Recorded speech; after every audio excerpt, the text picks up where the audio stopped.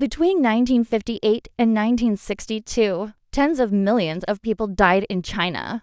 Not from war, not from invasion, not from genocide carried out by firing squads.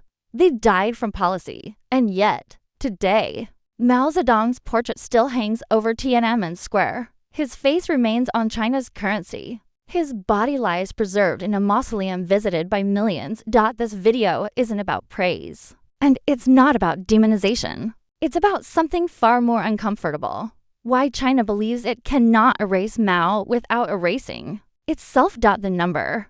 That changes everything is 45 million. The figure comes from historian Frank Dicketer, who spent 4 years combing through provincial and county archives that were sealed for decades. His findings won major academic awards and fundamentally reshaped how historians understand this period. The deaths occurred primarily during the Great Leap Forward.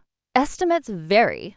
Some say 15 million. Others go as high as 55 million. The most commonly cited number is around 30 million. Decatur's archival work suggests 45 million. China's government does not accept this figure. The Communist Party acknowledges that serious mistakes were made. It admits there were hardships and deaths. But it avoids numbers like this, and it avoids placing full blame on Mao. That avoidance is deliberate. What makes the Great Leap Forward unique in history is not just its scale, but how people died. There were no gas chambers. No extermination camps. No explicit policy of killing.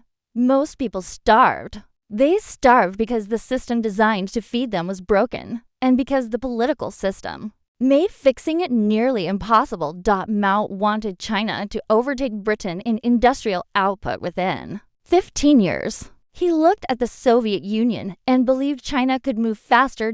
So in 1958, he launched the Great Leap Forward, an attempt to transform a largely agrarian society into an industrial superpower almost overnight. The first step was forced collectivization. Family farms were abolished. Land, tools, and food were collectivized into massive people's communes, each grouping thousands of families. Individual farmers lost all control over production. Local party officials now decided what to plant, how much to plant, and where food would go. Then came grain quotas. These weren't targets. They were mandatory production requirements set by Beijing. Fail to meet them, and you weren't just inefficient, you were politically dangerous. Local officials quickly realized that reporting low production meant punishment. So they lied. Villages that produced 600 units of grain reported 1,200. Counties inflated numbers. Provinces inflated them further. Beijing saw these reports and believed China was producing more food than ever. So the state took more. In some regions, the government officially collected around 28% of the harvest. In reality, because production numbers were inflated, it was often 50 to 70% of all available food. People who complained were accused of hiding grain or sabotaging the revolution. Some were beaten to death for saying they were hungry. As the famine intensified, the system locked itself into catastrophe. One of the most horrifying discoveries came from historian Yang Jixing. At the peak of the famine, Chinese government warehouses held 22 million tons of grain. People were starving outside buildings filled with food. In Xinjiang, one of the worst-hit regions, villagers collapsed and died at the doors of state granaries, begging for relief. The warehouses remained sealed. Yang wrote that if those granaries had been opened, no one needed to die. But opening them would have meant admitting the system was failing, and admitting failure was politically fatal. Meanwhile, China continued exporting grain. Mao insisted on repaying debts to the Soviet Union ahead of schedule and sending food abroad as foreign aid. International image mattered more than rural survival. At the same time, Mao ordered the population to produce steel. Not in factories, but in backyards. Farmers were pulled from fields to build crude furnaces, melting down tools, pots, even door hinges to produce steel that was mostly unusable. Crops rotted unharvested. Food shortages worsened. Other disastrous policies piled on. Deep plowing destroyed soil fertility. Overplanting killed seedlings. Sparrows were exterminated because Mao believed they ate grain, leading to locust swarms that devastated crops. Each policy seemed plausible in isolation to people disconnected from agriculture. Together, they formed a perfect storm. And throughout all of this, speaking up became increasingly dangerous. When Defense Minister Peng Dehuai privately warned Mao about the disaster, Mao turned the criticism into a public loyalty test. Party leaders were forced to choose between Mao and Peng. They chose Mao. Peng was purged and placed under house arrest. The message was unmistakable. Criticism equals betrayal. Decatur's research shows that about 7% of famine deaths involved direct violence, beatings, torture, executions. The rest starved. One documented case describes a man beaten after stealing cabbages from a communal field. He collapsed during public criticism and never recovered.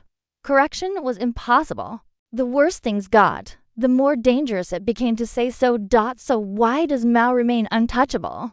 In 1981, 5 years after Mao's death, the Communist Party issued the Resolution on Certain Questions in the History of Our Party. This document delivered the official verdict on Mao. Its conclusion: Mao's contributions outweigh his mistakes. His merits were primary, his errors secondary. This became known as the 70-30 formula, a phrase Mao himself had used to judge Joseph Stalin. Why this formula? Because condemning Mao completely would delegitimize the entire Communist Party. Mao didn't just govern China. He founded the People's Republic in 1949. He unified the country after decades of warlordism, civil war, and foreign invasion. If Mao is erased as a criminal, what does that say about the system he created and the party still ruling today? China watched the Soviet Union collapse and learned a lesson. In 1956, Nikita Khrushchev denounced Stalin in his secret speech. It was meant to reform the system. Instead, it fractured it. Decades later, Mikhail Gorbachev introduced glasnost and perestroika. Full historical truth came out. By 1991, the Soviet Union ceased to exist. Chinese leaders concluded that full moral reckoning can destroy a state. So China chose controlled memory, acknowledge mistakes, without erasing the founder. Today, Mao's portrait still hangs over Tiananmen Square. It is replaced every year in secret. Two versions are painted and rotated so one can be restored while the other hangs. The artist's identity is classified. People have been imprisoned for throwing paint at it. The portrait isn't just art. It's a symbol. It represents independence after humiliation, unity after chaos, sovereignty regained. For many older Chinese citizens, Mao is the man who made China matter again. Younger generations are more conflicted. Some see him as an extremist, others as a flawed revolutionary. Many simply see him as unavoidable. China doesn't deny the famine. It manages it.